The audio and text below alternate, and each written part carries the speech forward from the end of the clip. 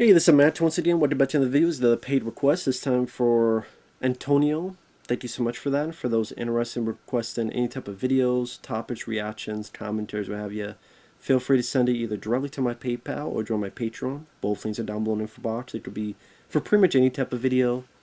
I also have a second YouTube channel just in case anything happens. I'm on other stuff. But this is for Phantasm Oblivion from 1998, which I've seen this film, sadly, a few times, and it definitely did not do any better. Now, in all fairness, I'm not the biggest Phantasm guy. The first film I think is okay for what it needed to be. My favorite would probably be Phantasm II. Phantasm III, there's elements I liked about it. This one was, I think, awful in every stretch of the word. Because the few times I've seen this film, each time I get a huge sense of boredom where there's really not much happens. And I found a quote from Don Coscarelli, and he reportedly said that during Phantasm III, he had run out of ideas after finishing the script. He had no clue which direction to take the story in, and if there was a fourth film, it was just to make money, and that's it. Just to make some money out of it.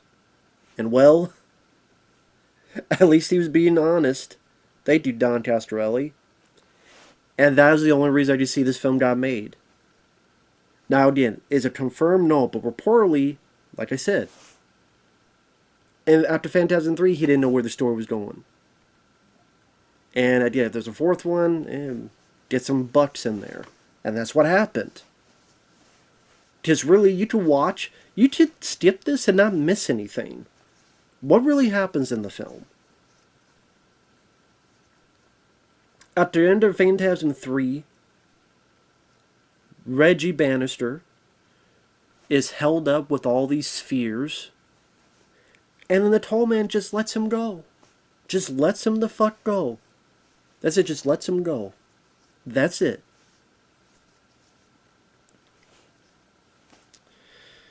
Why?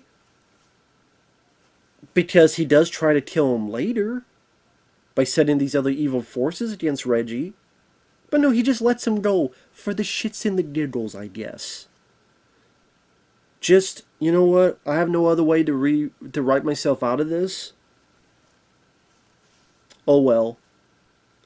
Phantasm 3, there's a little kid Tim. I guess we're to assume he got eaten by those evil Jawas. There might have been a cutscene that you might be able to find. So I don't know. Maybe I just daydreamed it, that Reggie does find the little boy being eaten by, or the remains, by these evil Jawas. The kick-ass girl, Rocky, she's not in it. I think she comes back, I guess, for the fifth one.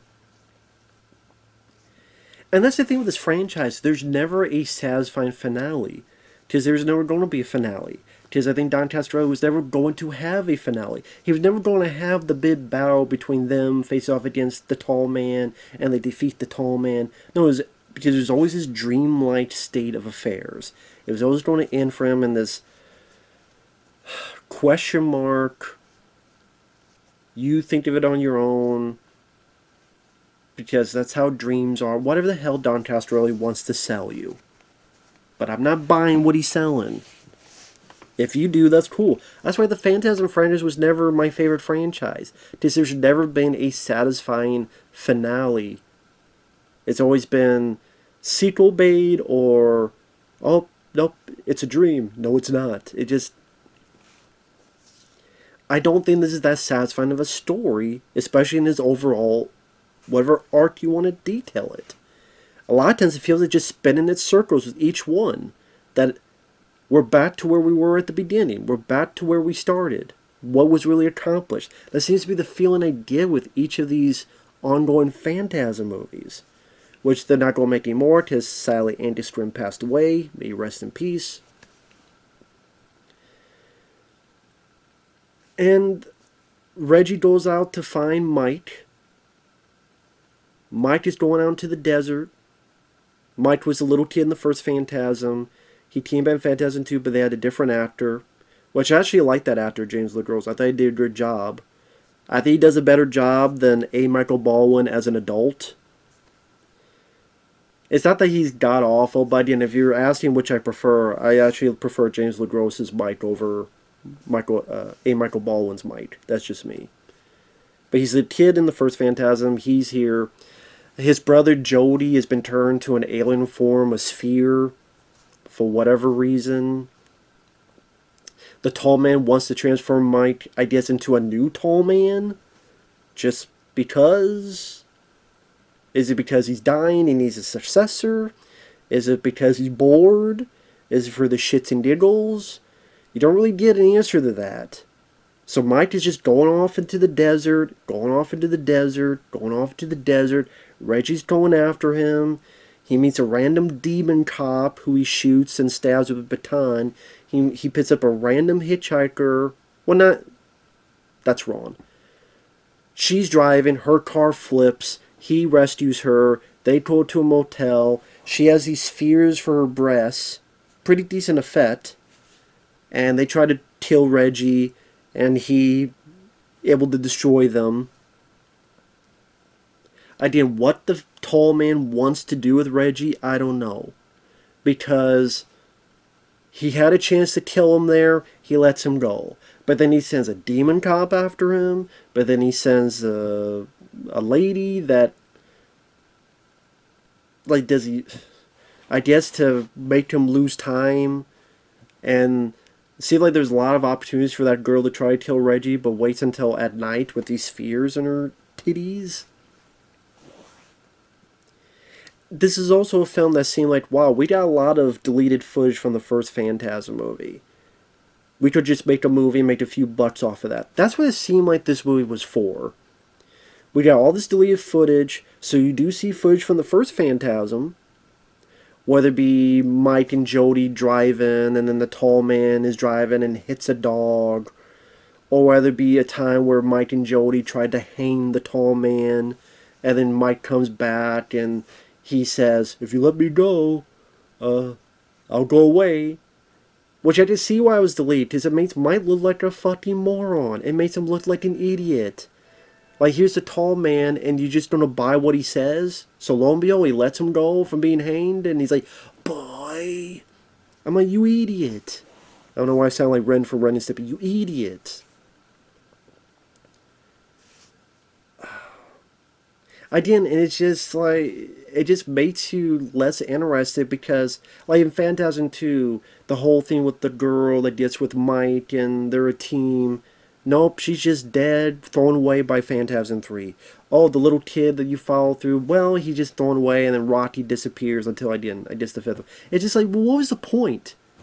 Like, you go from Phantasm 1 to fucking Phantasm 4. Because Phantasm 4 begins with a little, like, Reggie Bannister giving a little bit of a update. The tall man is taking town after town. Jody died that night in a car crash, and they show a little footage of Phantasm 1. Like, literally, you could just skip 2 and 3 and watch this. I mean, that's kind of the... That's not a good thing. And what do you really find out? That the tall man was a kindly inventor named Jebediah Morningside, who I guess somehow, someway, got this space-time tunnel that he created, and then Mike's like, I'm going to stop him. But he takes his sweet-ass time to try, and then when he gets there, lo and behold, Jebediah goes in, I'll wait for him to come out. Well, it's a bit too fucking late, because he comes out and he's the tall man. How that happened, why that happened, we don't know. And I don't fucking care at this point. So he's either Mike in the desert, messing around, or creating this thing for the end that turns out to be useless. This explosion that's useless. The endings become predictable, because when you do it again and again and again, they kill the tall man, but there's another tall man. When you do it all the time, it becomes predictable. Absolutely predictable. Other positives, it's always nice to see Reggie Bannister in there. Him find the demon cop, maybe get a little bit of enjoyment out of it. You know, he says the line after killing the demon cop, man, some cops could be real assholes. I did laugh when Reggie's on the road and the girl's on the road. There's like a turtle in the road and the lady crashes. A turtle made a lady crash. I don't mean a fucking Ninja Turtle. And that's where Reggie saves her. And then the sphere breast, pretty decent effect. That's another positive. But pretty much Reggie finds Mike. He gets his 4-barrel shotgun. He shoots the evil Jawas, however the hell you want to describe them. It's not really that satisfying. Not nearly as much as it was in the previous films. Just not nearly as satisfying when he does it. It just comes off as nothing special. I mean, if he used that on the demon cop and used it and like blew the guy's torso or arm off or blew a piece of his head off in one go, blew a big old hole in his chest that he flies back, or other stuff, that would have been exciting, but no, we don't have that. And then the ending is piss poor. I mean, what's the ending? Jody is a bad guy because he returned the sphere, and Mike has to kill him, and the tall man wants to take something out of his head. The tall, didn't stop Jebediah Morning, which you only see him for like 50 seconds, a minute or so, Jebediah. You really don't get to know much about that character, other than he seems a lot kinder. But much of his backstory, like, nothing. So, it just to a point where the tall man comes out, Mike uses his weapon he built with the car to hit the tall man and blow up. I'm sitting there going, well, I've seen this before, but even when I first saw it, I went, well, this ain't gonna, there's gonna be another one pop up, right? Yes, there's always another one. There's always another one. Throws Reggie, because for some reason the gun doesn't work. Takes the ball that was in Mike's head, because that was a thing. Yes, there was a sphere in Mike's head. Takes it out. Leaves his body, but takes the sphere. For what purpose? I don't know what fucking purpose. Feel free to tell me, because I don't know what fucking purpose. Because the director doesn't know. When the right director literally says, supposedly, that I don't know which direction I'm taking it. Because Phantasm was never meant to have a sequel in a franchise in the first place. That's the whole thing. So people want to say he's this genius that has this direction. He had no direction. He didn't know where he was going. And then what happened? Reggie Bannister's like, I'm going to get him. He goes to the void where the tall man went. Then it cuts to a flashback using old footage from Phantasm 1 that was deleted with Mike and Reggie driving in the void. He hears his older self saying, Reg, I'm dying. What was that? And the young A. Michael Baldwin from the first film says, it was just the wind. And they drive off into the pitch blackness. What the fuck that's supposed to mean, I don't know. I guess it was supposed to mean, I don't know, that some interpret that it was all a dream. Some interpret that everything since then has been this bad dream. I don't know. I don't think the director knows. I don't understand if you're a fan of this franchise. You watch and so Reggie just faced a demon cop that the makeup wasn't memorable. The thing with the lady, Might wait around the desert with a thumb up his butt. You get a minute or so of Jebediah to learn about that. And another lame cliffhanger ending where nothing's been solved, nothing's been changed, nothing has advanced, no story, no plot, no characters. What has changed? When the movie started, we get to the end, what has really changed? I guess other than A. Michael Baldwin's dying and Reggie's going after the tall man again. That's it.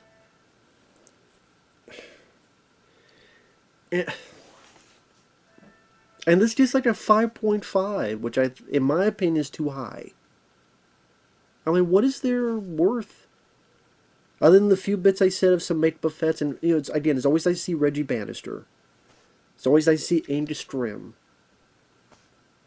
But you tell, even at this point, he was getting a bit old, Angus Scrimm. And again, did the best he could for the material he was given. But this is easily one of Don Coscarelli's worst movies. And like I said, you could tell they had nothing left in the tank at this point. Nothing. You can feel free to interpret the story all you want. It was a lot of just thumb up the butt in the desert waiting for shit to happen. And Reggie has like 2 little misadventures. Tall man, good luck trying to determine what the fuck the whole point of this is.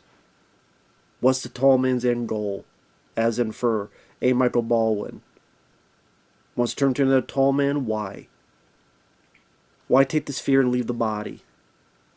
Why let Reggie live, but then throughout send these demon cops and stuff to kill him later, when he had the chance to kill him earlier? What did the ending mean? That was all a dream or something? Okay. Which I guess not, because they made another one. I know Don Coscarelli didn't direct that one, but still. Seemed like a cheap fan film. Honestly. Pretty much was a glorified cheap fan film, to be honest. And with all this going, all these movies, what was the point? At the end of the day, what was the point? What was the whole fucking point of it all? I mean, even Nightmare on Elm Street got to Freddy's Dead, the Final Nightmare. At least there's points you could call it in. I could call it End of Elm Street 4. This is a different mindset for different people who have different tastes. That they like the downbeat, dream-induced, what's the word I'm thinking of? There's a word I'm thinking of. I can't. It's on the tip of my tongue. Ambiguous. To me, once in a while, ambiguous can work. John Carpenter's The Thing. In these films, just not for me. And this one just was the most boring of them all. Yeah. If you liked it, teach your own. You can feel free. Not against the law. It's just not for me. So with that said, thanks for watching. We'll see you guys later. Bye-bye.